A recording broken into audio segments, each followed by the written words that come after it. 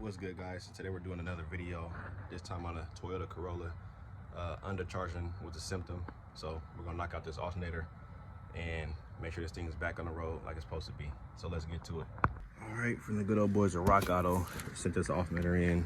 And this is the alternator we're gonna be replacing. Let's get this cover out the way. We're gonna clean these posts up too, but this battery is from this year, so it ain't the battery's fault. It is indeed the alternator. First thing first, you want to take off your negative terminal, which is this guy right here. If you want to be extra cautious, you can go ahead and take out the positive too, but in this case, this is the negative for me. And then we'll get to moving on this right here. This don't have a traditional tensioner to where you put it on a pulley and you pull, your ratchet one way. It has this tension bolt right here. So we'll loosen this up and this will draw this back, allow me to loosen this belt.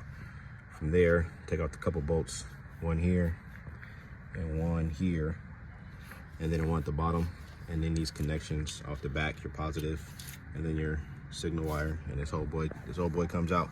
So I don't got my tripod with me, so you'll see a couple clips here and there, but essentially this is not a hard job to do.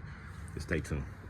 All right, so far I went ahead and took off 12-volt battery connection right there, and then this harness right here, you just push in the tab, pull that out the way, and then there's also a piece that goes on right here, right in this front face of the alternator, like a little bracket holder.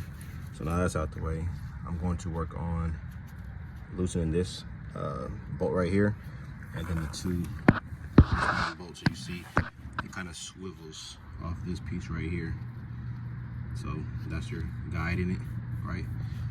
And then you got one towards the bottom, if I can find it. That one right there, this one. So let's work on those. All right, now that, as you see, this bracket is loose, right? And this groove just kind of slides off this right here. That pivot, that's your orientation. So when you tighten this bolt down, essentially what this does, or when you tighten it down, essentially what it does is pull this backwards, which in turn pull this bolt right here, which was connected to the alternator a few seconds ago, and it puts tension on the belt. Now that the bolt, which is this guy right here, is out, and also the bottom bolt on the alternator is out, this alternator can slide freely, as you see, back and forth like that. Now the belt is loose, so you got a couple options to do with your belt. Make sure you got the routing down like you need it, and let's pull this alternator out right after we take this off. All right, so I did end up having to take out this bracket completely, which just sits like that on there, and it's just another 12mm bolt that goes through. So this bracket's out the way, and you have plenty of room to put your alternator straight up and out. As you see, it's right here, the old one. So let's work on putting this new guy in. Just give you a rundown. This is where your longer bolt goes, this guy right here. This will be at the bottom, oriented down. And this is your bolt that goes through this bracket right here. That's this bolt. So besides that, everything else is pretty straightforward. Just get the other one in there and stay tuned.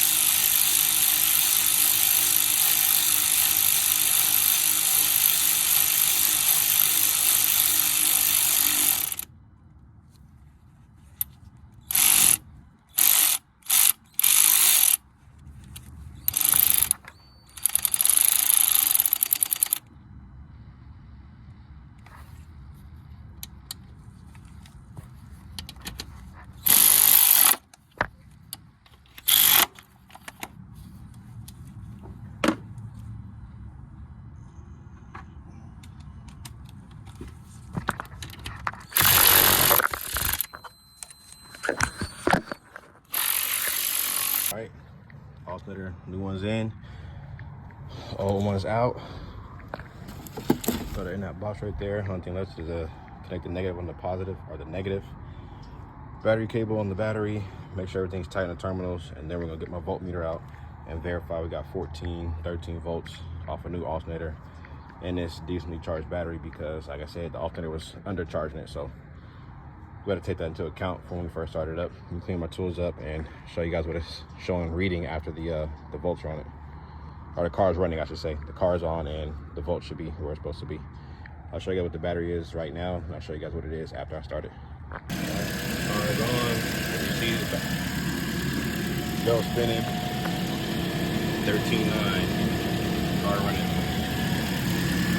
That's what you want to see. We gotta show you guys the dash before you got a battery light on in the car. Oh, as you see right here, no more battery light. We turn, AC is on. Let's turn the power on to the radio, start giving it power, volts. We're gonna turn this off because it is kind of cold right now. AC's off, but you see,